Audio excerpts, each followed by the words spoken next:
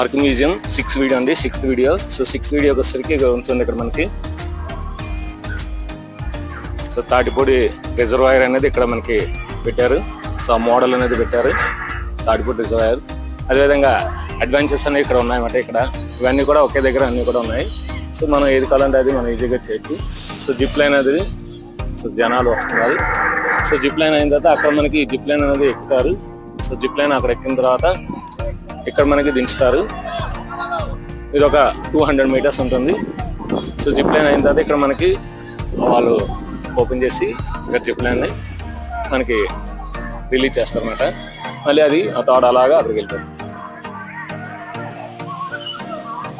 అదేవిధంగా దాని కిందనే మనకి బోటింగ్ ఉంటుంది. సో బోట్స్ అనేవి చాలా తక్కువ ఉన్నాయి, 2-3 ఉన్నాయి అంతే అన్నమాట. మనం నెక్స్ట్ వీడియోలో కలుస్తాం.